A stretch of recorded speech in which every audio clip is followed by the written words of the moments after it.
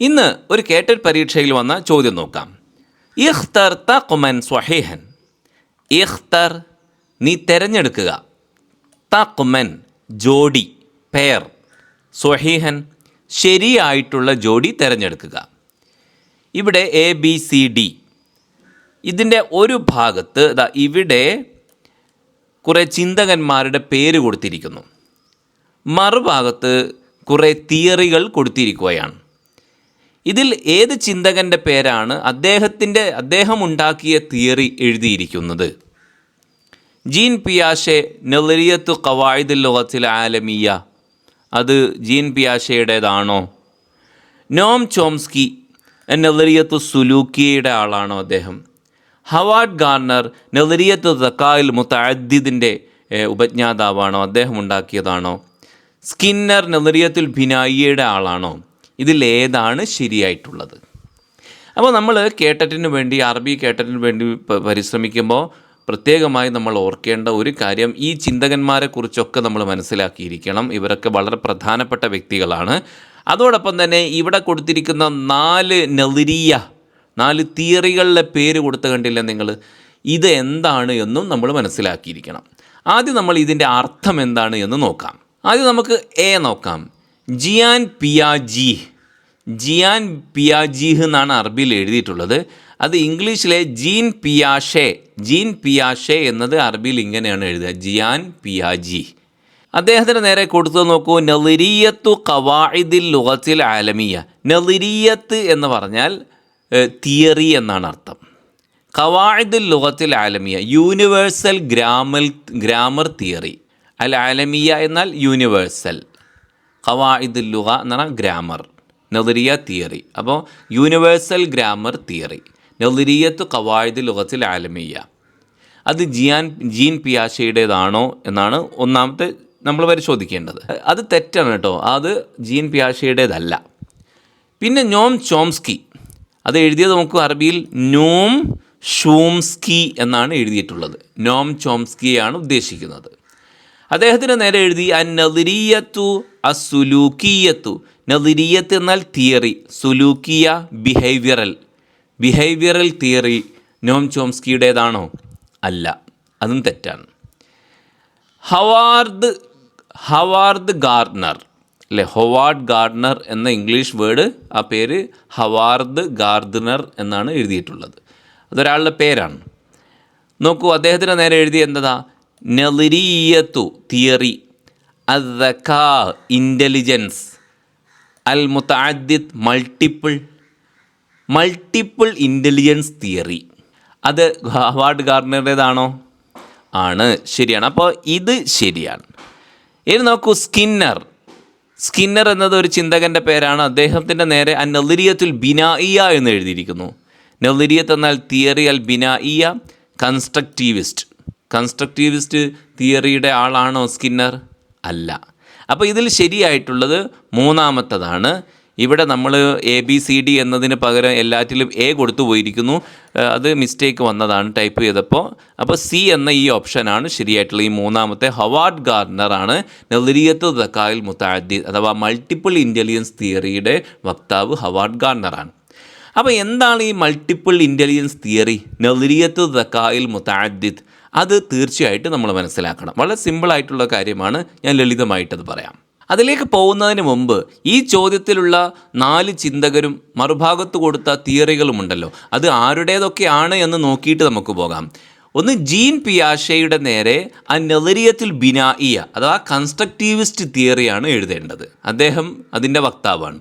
Constructivist theory, Jean പിയാഷെ.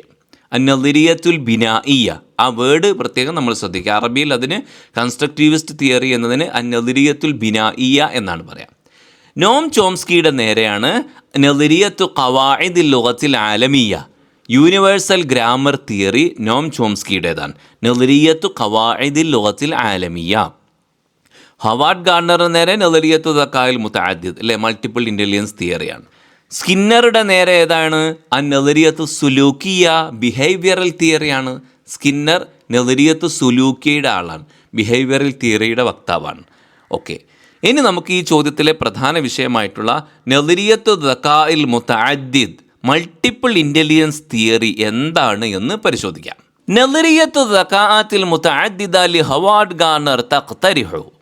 Howard ഗാർണറുടെ multiple intelligence theory പറയുന്നത് അന്ന ദക, തീർച്ചയായിട്ടും ഇൻ്റലിജൻസ്, ദക എന്നാൽ ഇൻ്റലിജൻസ് അഥവാ ബുദ്ധി, ലൈസ അല്ല, ഖുദ്റതൻ വാഹിദ ഒരൊറ്റ കഴിവല്ല, ഒരു സിംഗിൾ എബിലിറ്റി അല്ല അത്, ആമത്തൻ ഒരു ജനറലായിട്ടുള്ള ഒരു സിംഗിൾ അല്ല ഒരു കഴിവിനെ അല്ല ബുദ്ധി എന്ന് പറഞ്ഞാൽ ഒരു വസ്തു അല്ലെങ്കിൽ ഒരു കഴിവല്ല. ബൽ ഹുവ മജ്മൂഅത്തുൻ, അതൊരു കൂട്ടമാണ്, മിൻ അൻവാഇ മുഖ്തലിഫ മിന ദകാഅത്ത്, പലതരം ബുദ്ധികളുടെ ഒരു കൂട്ടമാണ് യഥാർത്ഥത്തിൽ നമ്മൾ ഈ പറയുന്ന ദകാ, ഇൻ്റലിജൻസ് എന്ന് പറഞ്ഞാൽ.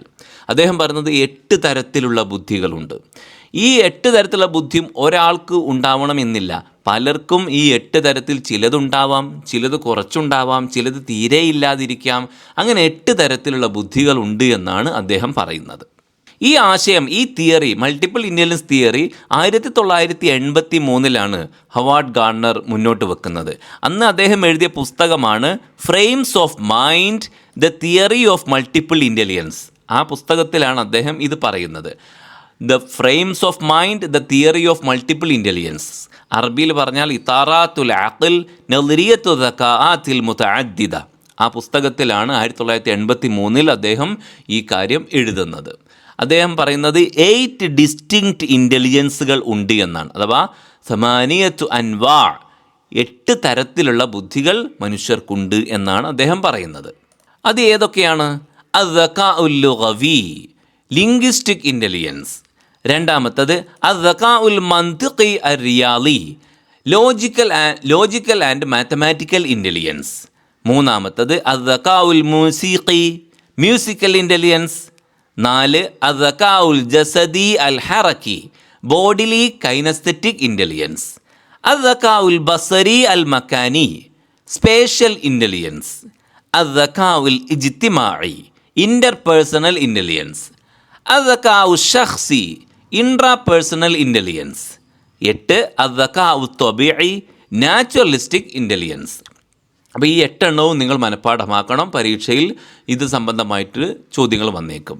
അദ്ദകാഉൽ ലുഗവി, അദ്ദകാഉൽ മന്തിഖി അർറിയാളി, അദ്ദകാഉൽ മ്യൂസിഖി, അദ്ദകാഉൽ ജസദി അൽ ഹറക്കി, അദ്ദകാഉൽ ബസരി അൽ മക്കാനി, അദ്ദകാഉൽ ഇജ്തിമാഇ, അദ്ദകാഉൽ ഷഖ്സി, അദ്ദകാഉൽ ത്വബീഇ. ഇംഗ്ലീഷിൽ പറഞ്ഞാൽ linguistic intelligence, logical mathematical intelligence, musical intelligence, bodily kinaesthetic intelligence, spatial intelligence, interpersonal intelligence, intrapersonal intelligence, naturalistic intelligence. ഇനി എന്താണ് ഇത് എന്ന് ലളിതമായിട്ട് ഞാനൊന്ന് വിശദീകരിക്കാം. ഒന്നാമത്തത് ലിംഗ്വിസ്റ്റിക് ഇൻ്റലിജൻസ്. അറബിയിൽ അതിന് അദ്ദകാഉൽ ലുഗവി എന്ന് പറയും. മലയാളത്തിൽ ഭാഷാപര ബുദ്ധിശേഷി എന്നാണ് പറയുക, ഭാഷാപരമായ ബുദ്ധിശേഷി. ഇപ്പോൾ സംസാരിക്കാനും എഴുതാനും ഒക്കെയുള്ള ഭാഷ, അതിനാണല്ലോ ഭാഷ, അതിനുള്ള അഭിരുചി, അതാണ് ലിംഗ്വിസ്റ്റിക് ഇൻ്റലിജൻസ്. ഇപ്പോൾ ഭാഷ അൽ ഖുദ്റത്തു അലാ തഅല്ലുമിൽ ലുഗാത്ത്, ഭാഷകൾ പഠിക്കാനുള്ള കഴിവ്. വൽ കിതാബത്ത്, അതുപോലെ ഭാഷകൾ എഴുതാനുള്ള കഴിവ്. വത്തവാസുൽ ബിഫഅലിയ, വത്തവാസുൽ എന്ന് പറഞ്ഞാൽ കമ്മ്യൂണിക്കേറ്റ് ചെയ്യാനും, ബിഫഅലിയ എഫക്റ്റീവായിട്ട് നന്നായിട്ട് കമ്മ്യൂണിക്കേറ്റ് ചെയ്യാനുള്ള കഴിവ് അവർക്കുണ്ടാകും. ഭാഷകൾ പഠിക്കുക, ഭാഷകൾ എഴുതുക, ഈ ഭാഷ ഉപയോഗിച്ച് മറ്റുള്ളവരുമായി നന്നായി കമ്മ്യൂണിക്കേറ്റ് ചെയ്യുക, ഈ കഴിവുകളൊക്കെ ലിംഗ്വിസ്റ്റിക് ഇൻ്റലിജൻസ് ഉള്ളവർക്കുണ്ടാകും. ഈ ബുദ്ധി, ഈ ലിംഗ്വിസ്റ്റിക് ഇൻ്റലിജൻസ് അഥവാ ഭാഷാപരമായ ബുദ്ധിശേഷി കൂടുതലുള്ളവർ ആരായിത്തീരും? അത് അവർ ഒന്ന് കുത്താബ്, എഴുത്തുകാരായിത്തീരും ഭാവിയിൽ. അല്ലെങ്കിൽ വശുഅറാ, കവികളായിത്തീരാനുള്ള സാധ്യതയുണ്ട്. വസ്സുഹഫീൻ, അല്ലെങ്കിലോ ജേർണലിസ്റ്റുകളായി തീർന്നേക്കാം. വൽ മുതഹദ്ദിസീൻ, അല്ലെങ്കിൽ പ്രഭാഷകർ, സ്പീക്കേഴ്സ് ഒക്കെ ആയി മാറിയേക്കാം. അവർക്കൊക്കെ ആണ് ഈ ബുദ്ധി, ഈ ലിംഗ്വിസ്റ്റിക് ഇൻ്റലിജൻസ് കൂടുതലായിട്ടുണ്ടാവുക. രണ്ടാമത്തതാണ് ലോജിക്കൽ മാത്തമാറ്റിക്കൽ ഇൻ്റലിജൻസ്. അറബിയിൽ അദ്ദകാഉൽ മന്തിഖി അർറിയാളി എന്നാണ് പറയുക. അദ്ദകാഉൽ മന്തിഖി അർറിയാളി. എന്താണ് ഈ ബുദ്ധി? ലോജിക്കൽ മാത്തമാറ്റിക്കൽ ഇൻ്റലിജൻസ് എന്ന് പറഞ്ഞാൽ എന്താണ്? അൽ ഖുദ്റത്തു അല തഫ്കീരിൽ മന്തിഖി, ലോജിക്കൽ റീസണിങ്ങിനുള്ള കഴിവ്, തഫ്കീറുൽ മന്തിഖ് എന്നാൽ ലോജിക്കൽ റീസണിങ്, ലോജിക്കൽ റീസണിങ്ങിനുള്ള കഴിവ്. വത്തജ്രീദ് അതുപോലെ അബ്സ്ട്രാക്റ്റ് തിങ്കിങ്ങിനുള്ള കഴിവ്. വഹല്ലിൽ മശാക്കിലി ബിൽ ഇസ്തിഖ്ദാമിൽ അർഖാം, നമ്പറുകൾ ഉപയോഗിച്ചുകൊണ്ട് പ്രശ്നപരിഹാരം. ഹല്ലിൽ മശാക്കിൽ എന്നാൽ പ്രോബ്ലം സോൾവിങ്, ബിസ്തിഖ്ദാമി ഉപയോഗിച്ചുകൊണ്ട്, അൽ അർഖാം നമ്പറുകൾ ഉപയോഗിച്ചുകൊണ്ട് അവർക്ക് പ്രശ്നങ്ങൾ പരിഹരിക്കാൻ അവർക്ക് സാധിക്കും. ഇതാർക്കാ ഈ ബുദ്ധിയുള്ളവർ ആരായിത്തീരും? അവർ ഉലമാ ശാസ്ത്രജ്ഞന്മാരായിത്തീരും. വരിയാലിയീൻ അതുപോലെ ഗണിതശാസ്ത്രജ്ഞർ മാത്തമാറ്റീഷ്യൻസ് ആയിത്തീരും.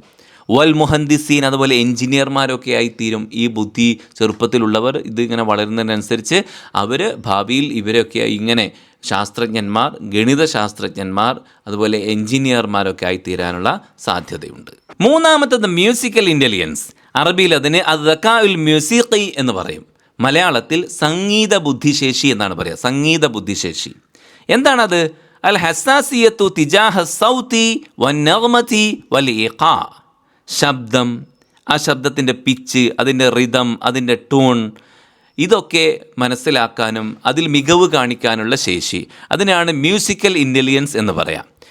ഇത് യഷ്മൽ ഖുദ്റത്തല ഇൻഷാ അൽ മ്യൂസിഖ, മ്യൂസിക് ഉണ്ടാക്കാൻ, മ്യൂസിക് കമ്പോസ് ചെയ്യാനുള്ള കഴിവുണ്ടാവും അവർക്ക്. ഔ അദായിഹ, അത് പാടാനുള്ള കഴിവുണ്ടാവും അവർക്ക്. ഔ തഖ്ദീരിഹ, അല്ലെങ്കിൽ ആ മ്യൂസിക് ആസ്വദിക്കാനുള്ള കഴിവുണ്ടാവും അവർക്ക്. അതാണ് മ്യൂസിക്കൽ ഇൻ്റലിജൻസ് ഉണ്ടെങ്കിലുള്ള ഗുണം. ഇത് ആർക്കൊക്കെയാണ് ഉണ്ടാവുക? ഷാഇയദൽ മ്യൂസിഖിയീൻ, മ്യൂസിഷ്യൻസിന് ഇതുണ്ടാവും, അഥവാ സംഗീതജ്ഞർക്ക്. വൽ മുലഹിനീൻ അതുപോലെ കമ്പോസേഴ്സ്, സംഗീത സംവിധായകർക്ക്. പിന്നെ മുഹന്ദിസി സൗണ്ട് എൻജിനീയേഴ്സിന് ഒക്കെയാണ് ഈ മ്യൂസിക്കൽ ഇൻ്റലിജൻസ് കൂടുതലായിട്ടുണ്ടാവുക. നാലാമത്തത് ബോഡിലി കൈനസ്തെറ്റിക് ഇൻ്റലിജൻസ്, അദ്ദകാഉൽ ജസദി അൽ ഹറക്കി. മലയാളത്തിൽ ശാരീരിക ചലന ബുദ്ധിശേഷി എന്നാണ് പറയുക.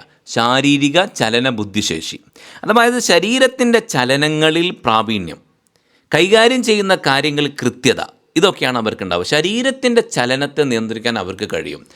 അത്തഹക്കുമു എന്ന കൺട്രോൾ ഫിൽ ഹറക്കാത്തിൽ ജസദിയ ഇൻ ഫിസിക്കൽ മൂവ്മെൻറ്റ്സ്, ശാരീരിക ചലനങ്ങളെ കൺട്രോൾ ചെയ്യാൻ കഴിയും അവർക്ക്. അതുപോലെ വൽ മഹാറത്തു, അവർക്കൊരു സ്കില്ലുണ്ടാകും. ഫി തആമുലി മഅൽ അഷ്യാ, വസ്തുക്കളെയൊക്കെ കൈകാര്യം ചെയ്യുന്നതിൽ. ഇൻ ഹാൻഡ്ലിങ് ഒബ്ജക്ട്സ്, സ്വന്തം ശരീരത്തിൻ്റെ ചലനങ്ങളെ നിയന്ത്രിക്കാൻ അവർക്ക് കഴിയും. അതുപോലെ മറ്റ് വസ്തുക്കളെയൊക്കെ കൈകാര്യം ചെയ്യാനുള്ള പ്രത്യേകമായ ഒരു സ്കില്ലും അവർക്കുണ്ടാകും. ഇതാർക്കാണ് സാധാരണ കൂടുതലായി ഉണ്ടാവേണ്ടത്? റിയാലിയീൻ, ഒന്ന് അത്ലറ്റുകൾക്ക്, കായിക താരങ്ങൾക്ക്.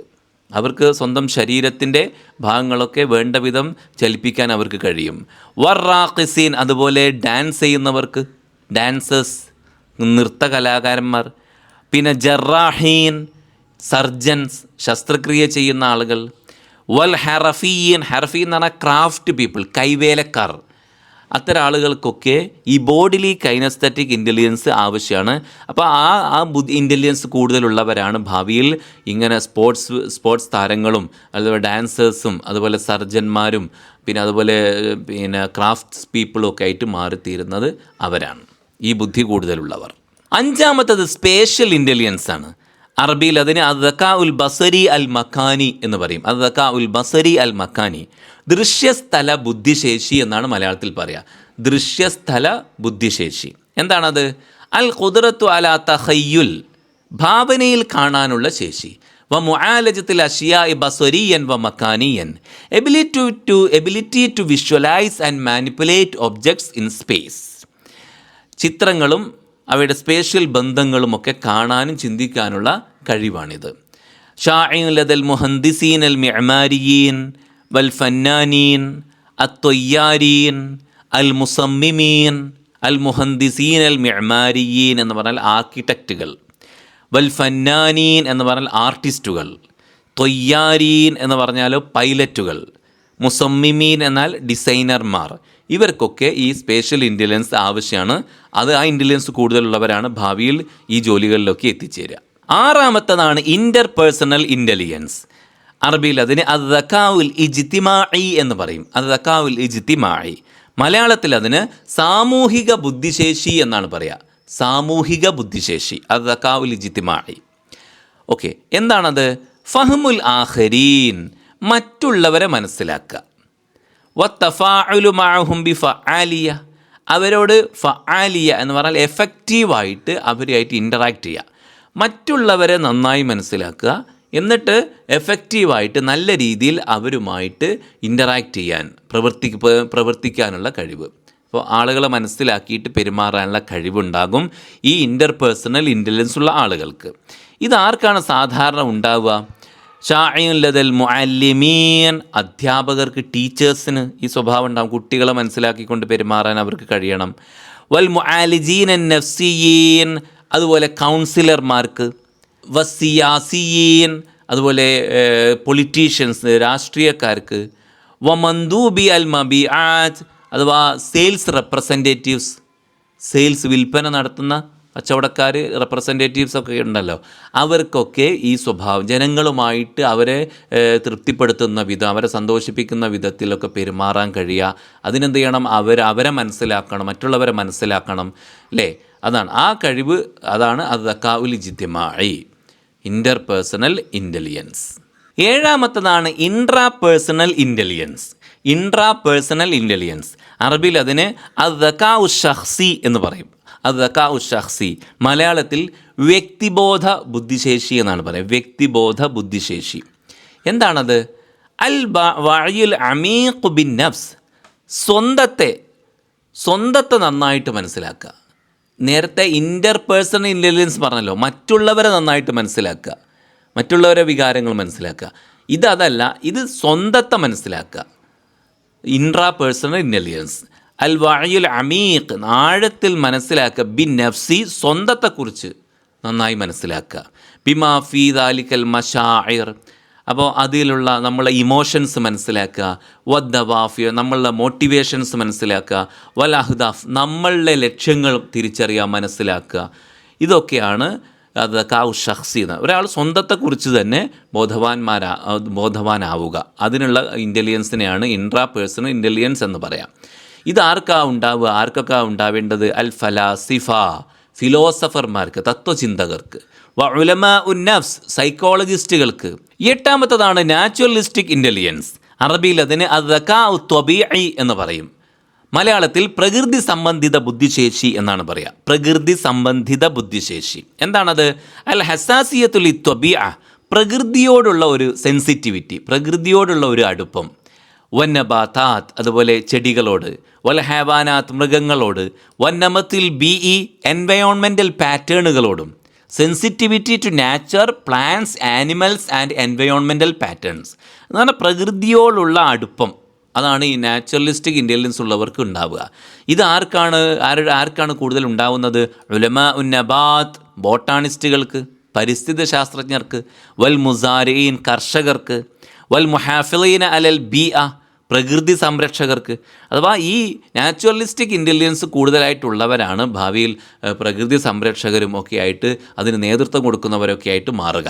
അപ്പോൾ ഹൊവാർഡ് ഗാർണറുടെ മൾട്ടിപ്പിൾ ഇൻ്റലിജൻസ് തിയറി, നദരിയത്തു ദക്കാഅത്തിൽ മുതഅദ്ദിദ, വളരെ സംക്ഷിപ്തമായിക്കൊണ്ട് വിവരിക്കുകയാണ് ഞാൻ ചെയ്തത്. ഇത് കേട്ടറ്റ് പരീക്ഷകളിലും PSC പരീക്ഷകളിലും സാധാരണ വരാറുള്ള ഒരു ഭാഗമാണ്. എല്ലാവരും ശ്രദ്ധിച്ചു പഠിക്കുക. മറ്റൊരു വിഷയവുമായിട്ട്, മറ്റൊരു പരീക്ഷയിലെ മറ്റൊരു ചോദ്യവുമായിട്ട് നമുക്ക് വീണ്ടും കാണാം. അതുവരെ അസ്സലാമു അലൈക്കും.